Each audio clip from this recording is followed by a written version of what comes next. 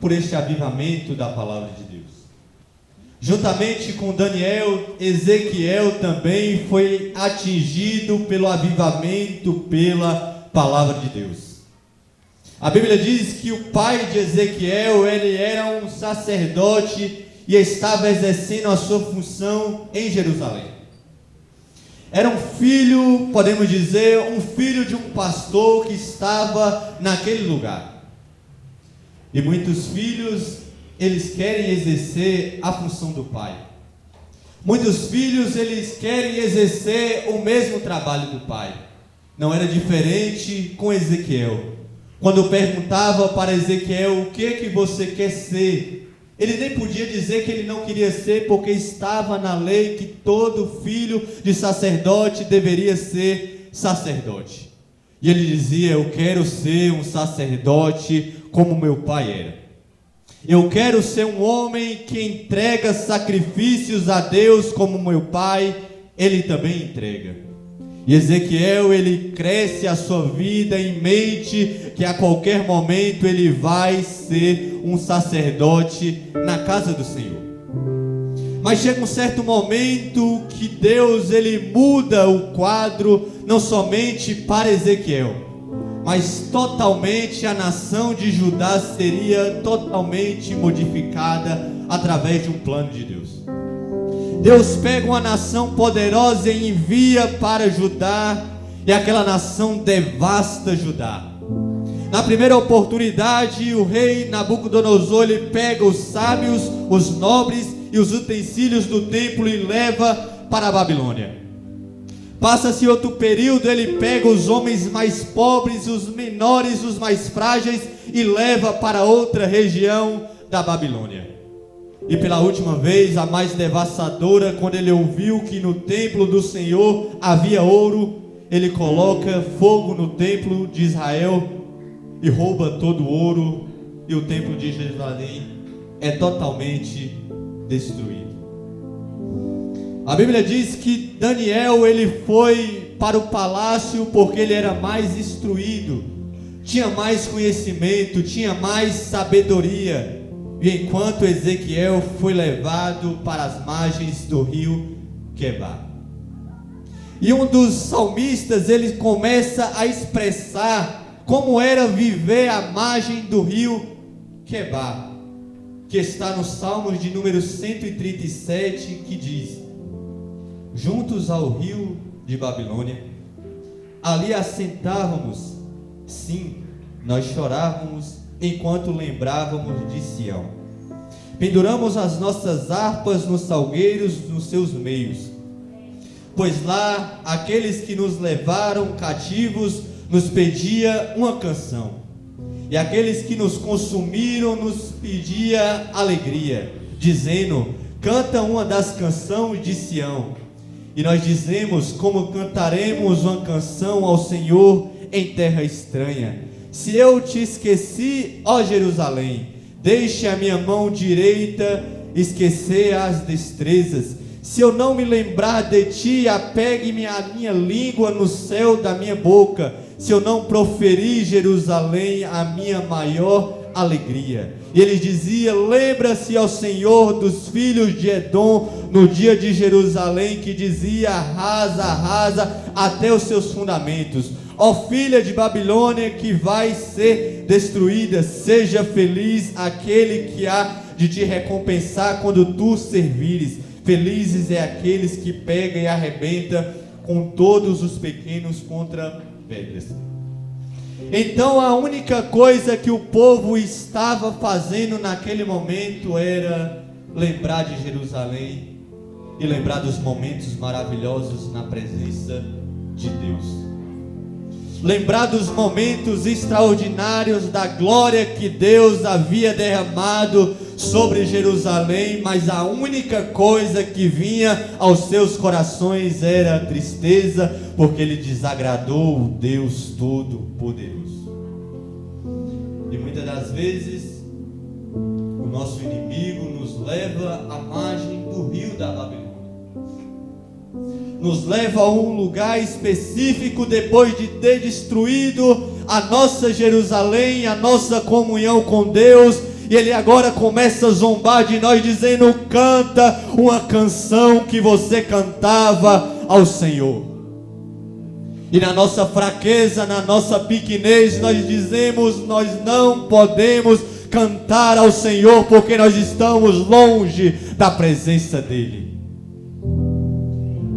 Mas nesta noite se alegra que o Deus que te tira das mãos do inimigo, Ele está presente nesta noite.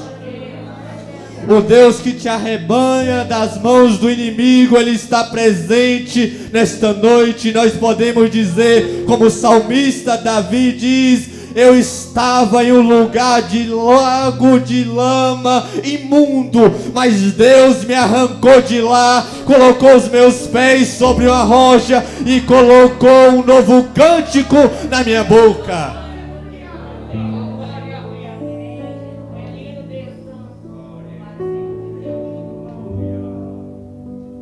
E agora, Ezequiel estava à margem do rio Quebar. Ezequiel, quando ele foi levado, ele tinha aproximadamente 25 anos. Para um homem ele se tornar sacerdote, ele deveria ter 30 anos para tomar o ofício de agora sacerdote sobre a nação de Israel. A Bíblia diz que chega-se o ano em que Ezequiel completa 30 anos. E Ezequiel fica agora, irmã Clarice, agoniado, dizendo: se eu estivesse em Jerusalém, eu estaria agora recebendo posse daquilo que Deus havia determinado sobre a minha vida. Ele estava dizendo: se eu estivesse em Jerusalém, eu estava agora tomando posse do ofício que Deus havia determinado sobre a minha vida. E nessa noite pessoas podem estar dizendo: hoje era o dia de eu estar recebendo algo da parte de Deus. Hoje era a noite de eu estar recebendo algo da parte do Senhor, que há muitos e muitos anos eu estava me preparando. Que há muitos e muitos anos eu dediquei a minha infância, dediquei a minha mocidade, dediquei a minha vida de adulto.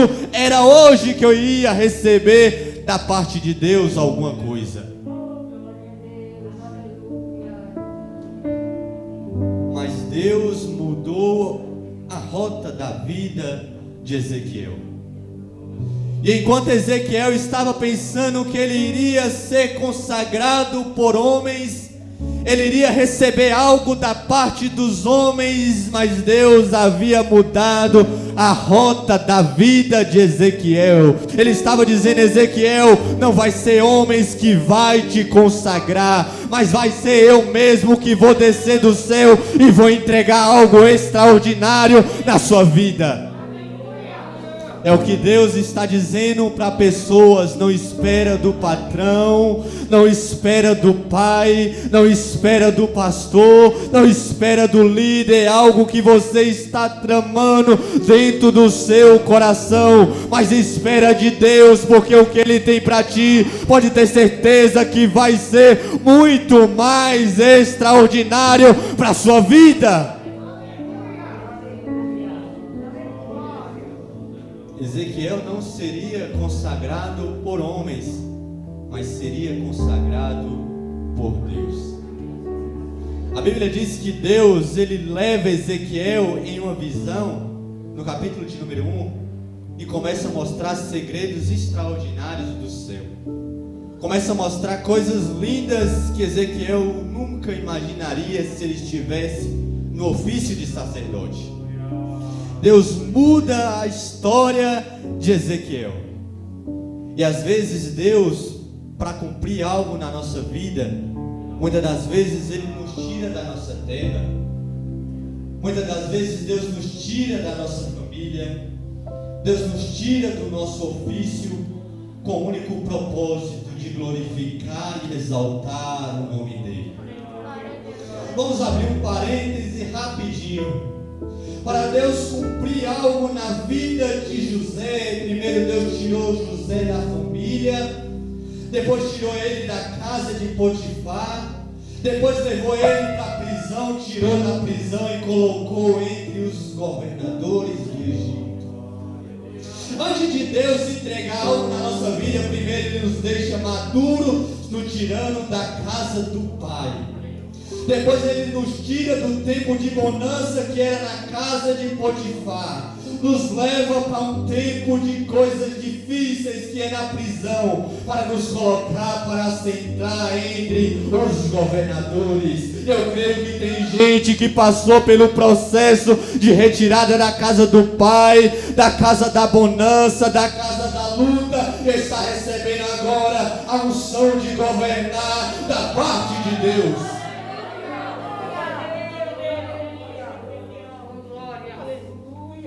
E uma das primeiras lições que nós aprendemos com Ezequiel é que quando nós decidimos servir a Deus, não é mais a nossa vontade, mas a vontade de Deus. Não é mais os nossos planos, mas é os planos de Deus. Não é mais os nossos sonhos, mas é o sonho de Deus.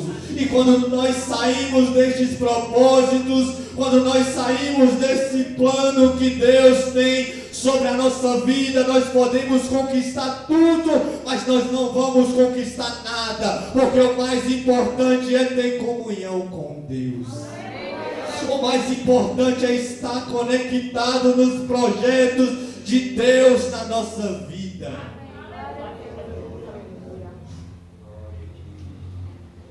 E por mais que nós conseguimos tudo, se nós afastarmos do processo de Deus, pode ter certeza que a nossa vida será fracassada.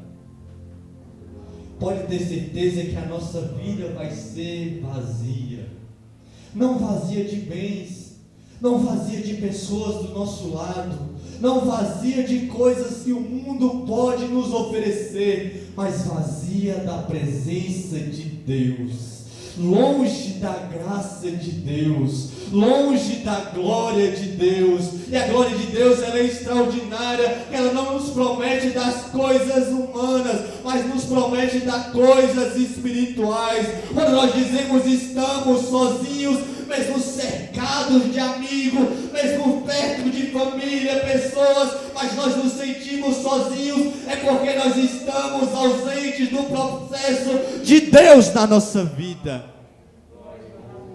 Mas quando nós estamos no processo, podemos estar longe de pessoas, podemos estar mesmo até sem amigos, longe da família, mas quando nós dobramos o nosso joelho, nós sentimos o abraço do Deus Todo-Poderoso, dizendo: você não está só, ninguém te abandonou, porque eu sou tudo na sua vida, ninguém te deixou só, porque eu sou tudo na sua vida. Você nunca vai passar sozinho, porque eu estou contigo em todos os momentos na sua vida. E por 37 capítulos, Ezequiel foi usado por Deus, não para pregar uma mensagem fácil, não para ministrar algo fácil na vida de Jerusalém. Viver a vontade de Deus é bom, mas não é fácil. Viver a vontade de Deus é bom, mas não é fácil. Imagina aí, você tem uma estima muito grande por alguma pessoa. Aí Deus te usa e você tem que repreender aquela pessoa. Servir a Deus é muito bom, mas não é fácil. Falar algo que aquelas pessoas não querem ouvir, para a gente é difícil, mas é o processo de Deus na nossa vida. E foi isso que Ezequiel fez, serviu à vontade de Deus, mesmo não sendo fácil, mas ele continuou pregando e dizendo: volte ao seu Deus, volte à presença de Deus, volte para a graça de Deus. E todas as vezes que ele pregava, quanto mais ele falava, mais longe as pessoas estavam da glória de Deus. Deus pega Ezequiel e leva Ezequiel até um lugar E a única coisa que Deus mostra para Ezequiel é a glória saindo de dentro do templo, indo para um lugar totalmente distante. Um lugar que os judeus achavam que era o lugar mais extraordinário e que onde a presença de Deus estava. Deus agora mostra para Ezequiel, ele tirando a presença dele, dizendo: Ezequiel, neste lugar aqui não dá mais para eu habitar. Ezequiel, o povo acha que eu estou neste lugar, mas eu estou longe deste lugar. E muitas das vezes nós achamos que Deus está conosco. Nós pregamos, nós cantamos, nós dirigimos, nós pastoreamos, achando que a presença de Deus está conosco. Mas Ele está dizendo: eu estou muito longe de muitas pessoas. Eu estou abandonando a casa de muitas pessoas. Mas como o título do culto é: nós devemos ser a casa do Senhor. Pode ter certeza que Ele decide no momento em que nós abrimos a porta, Ele volta para casa. E Ele é tão educado, Ele é tão maravilhoso, que Ele nem pede permissão. Ele começa a colocar as coisas no lugar. Ele começa a colocar as coisas no devido lugar. Aquilo que estava errado, aquilo que estava quebrado, Ele mesmo, Ele conserta, Ele compra outro, para que você tenha a sua casa limpa para a glória de Deus.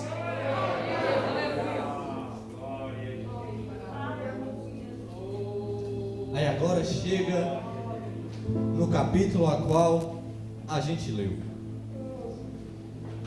Depois de diversas lutas internas e externas que Ezequiel passou,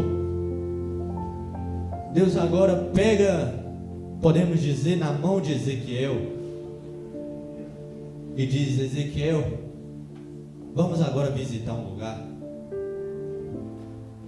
Vamos agora em um lugar que eu quero te mostrar algumas coisas para você. Deus pegou Ezequiel e leva Ezequiel a um vale. Um vale que estava cheio de vida, sim ou não? Ossos secos. Imagine aí para um homem que passou a sua vida toda longe dos seus planos, longe dos seus projetos, longe daquilo que Ele havia determinado para a sua vida, para viver o propósito de Deus. Viveu lutas extraordinárias, viveu batalhas intermináveis, e no momento em que Deus decide levar ele a algum lugar, Deus leva ele para um vale cheio de ossos secos. Imagine aí Deus te pegando depois de uma luta, depois de uma dificuldade, e você achando: Deus vai me levar para o lugar mais extraordinário que eu possa ver. Aí Deus te pega e te leva para um vale cheio de ossos secos. Você achando que Deus ia te levar para um lugar cheio de vida, mas Deus te leva para um lugar aonde cheira a morte, aonde predomina não a vida, mas totalmente morte. Ausência de alegria, ausência de paz, ausência de tranquilidade, mas somente dor, tristeza e sofrimento. E naquele momento, Deus agora diz: Ezequiel, vamos passear. E Ezequiel começa a passear no meio daquele vale. Eu fico imaginando Ezequiel caminhando e pisando, e os barulhos dos ossos secos estralando enquanto Ezequiel caminhava por aquele vale. Aí Ezequiel agora começa a lembrar, dizendo: o exército de Israel era tão poderoso. Ezequiel começa a olhar e não vê somente ossos, mas começa a ver espadas. Começa a olhar e começa a ver armaduras que foram destruídas. Começa a ver carros de guerras que foram devastados. Começa a observar escudos que serviam para defesa jogados no chão. começa também a ver a arma mais extraordinária daquela época, arco e flechas jogados no chão. Homens que foram atingidos de diversas maneiras e perderam aquela batalha. Aí Ezequiel começa a lembrar desde o tempo de quando Deus deu a vitória com apenas 300 servos na casa de Abraão. Quando Abraão ele vai decidir buscar o seu sobrinho e lutar contra 5 reis, Abraão não tinha nenhum soldado, mas tinha a presença de Deus batalhando por eles.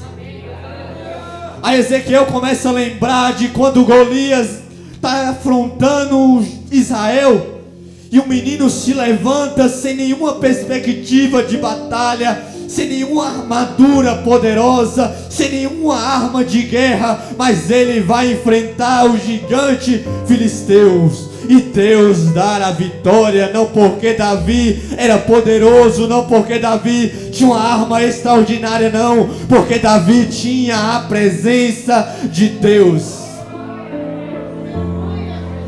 É o mesmo Deus que olha para Josafá e ouve a oração de Josafá. Quando uma multidão vem batalhar contra Judá, Josafá diz: Deus, olha para nós, porque vem uma multidão muito grande e você sabe que em nós não temos força para batalhar.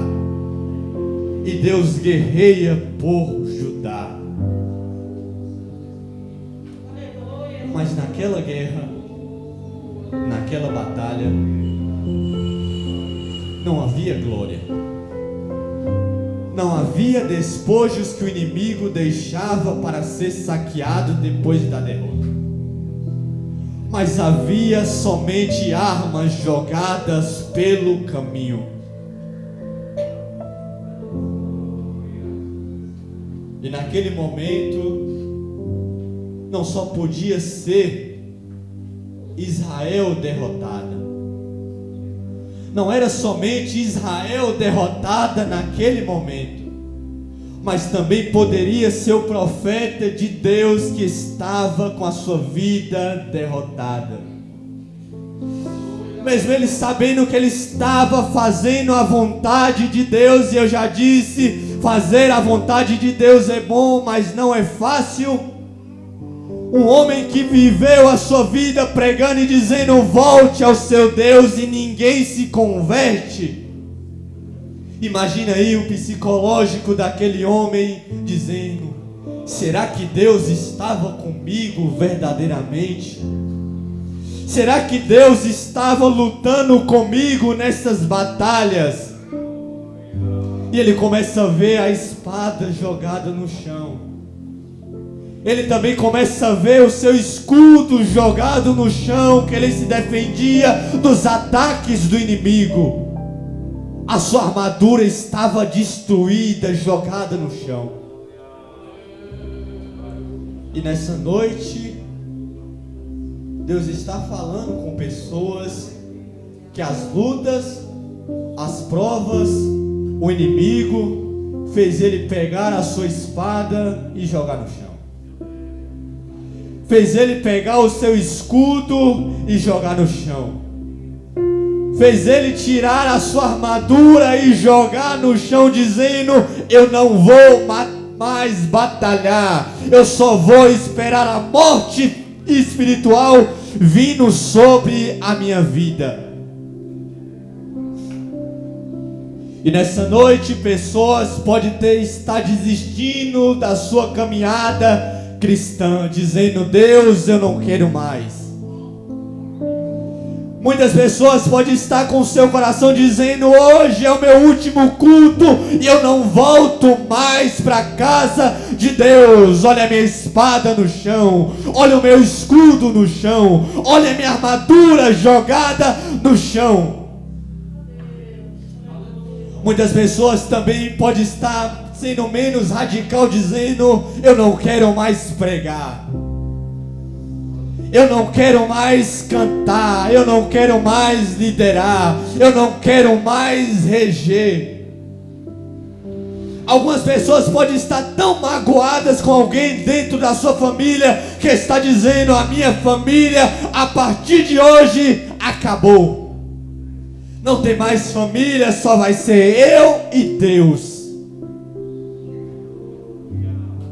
E algumas pessoas também, mais radical ainda, pode estar dizendo no seu coração: eu vou na igreja hoje, mas a partir de hoje a terra dos viventes vai perder alguém hoje. Alguém pode estar até querendo desistir de viver, dizendo: a minha vida é um fracasso, a minha vida é uma derrota. Ninguém me elogia, ninguém me fala nada que alegra o meu coração. Eu só sirvo para dar desgosto para minha família, para minha casa, para o meu lar, para todos os que me cercam. Mas Deus te trouxe aqui para dizer algo poderoso: ainda que a tua família te abandone, eu não vou te esquecer, eu não vou te abandonar.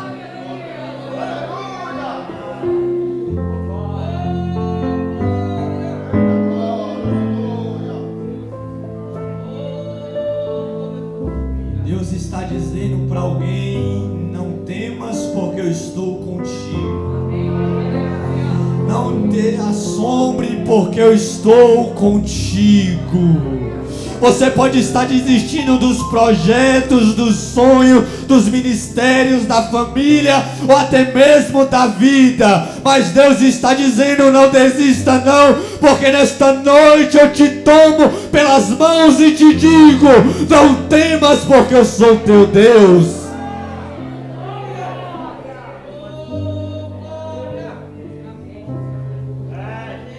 Aí Deus caminhando com Ezequiel, Deus fazendo Ezequiel olhar para aquele fracasso, olhar para aquela derrota, olhar para aquele vale onde havia glória, agora só havia derrota. E Deus volta novamente para o meio do vale. E Ele faz uma pergunta para Ezequiel, dizendo: filho do homem, pode esses ossos reviver? Ezequiel, depois de ter rondado todo aquele vale, Ezequiel, depois de ter caminhado todo aquele vale, observando e dizendo: eu tentei fazer o meu ministério alavancar, eu tentei fazer a minha família ficar unida, eu tentei fazer a minha vida ser um sucesso, mas foi em vão. E ele, observando tudo isso, ele agora diz para Deus: Deus, eu não posso, mas o Senhor pode. Deus, eu tentei, mas eu não consegui. Mas nesta noite eu entrego novamente o controle da minha vida, o controle da minha história na palma das suas mãos. Ezequiel nos ensina que quando a gente não consegue fazer algo, a única coisa que nós devemos fazer é entregar para Deus. Deus nesta noite está no centro do nosso vale, no centro do nosso deserto, no centro da nossa vontade, somente esperando uma palavra que nós dizemos para Ele: Deus, eu não posso, mas o Senhor pode. A minha família está destruída, está fracassada, eu não posso colocá-la de pé, mas nesta noite eu coloco ela na palma das suas mãos e eu creio que ela vai ser restaurada.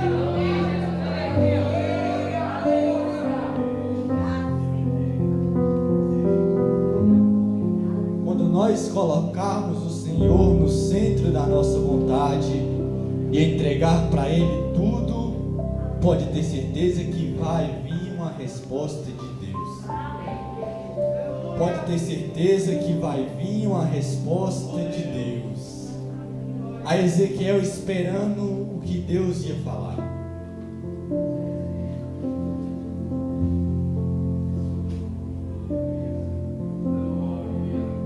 E ele disse: filho do homem, pode esses ossos reviver? Eu respondi: Senhor, tu sabes. Novamente ele me disse: profetiza sobre esses ossos secos. Os ossos secos, ouve a palavra do Senhor. Assim diz o Senhor a esses ossos: eis que farei com que o fôlego entre e viva novamente. É Deus dizendo para nós nesta noite: quando vocês colocarem tudo na minha mão, quando vocês colocarem tudo no centro da minha vontade, eu vou decretar uma palavra sobre a sua vida. Eu vou decretar uma palavra sobre a tua família. Eu vou decretar uma palavra sobre o teu ministério, sobre os teus sonhos, sobre os teus projetos. É Deus dizendo para nós: diga somente isso. Profetiza sobre a tua vida. Profetiza sobre o teu ministério. Profetiza sobre a sua casa. Está devastada, mas diga nesta noite: ossos secos, ouvi a do Senhor, e eles vão voltar a reviver para a glória de Deus.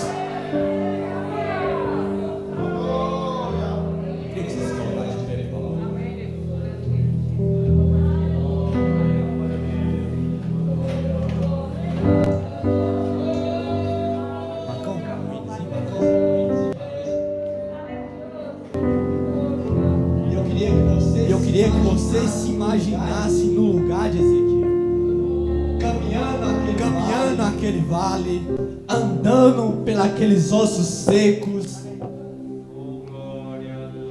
vendo que não tem mais jeito, vendo que acabou, vendo que você não pode fazer nada, vendo que todas as vezes que você tenta fazer algo só piora a situação.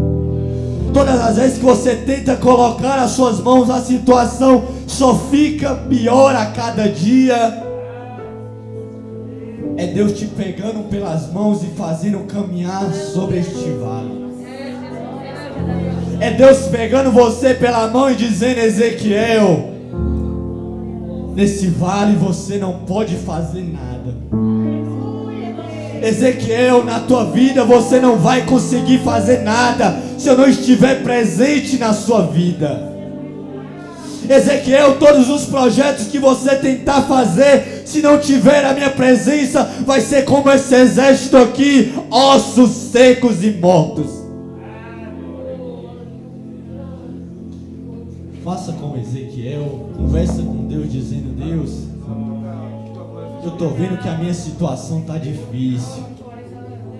Eu estou vendo que não tem jeito para a minha vida não. Mas eu nesta noite coloco nas tuas mãos. Nesta noite eu entrego tudo na minha vida ao Senhor.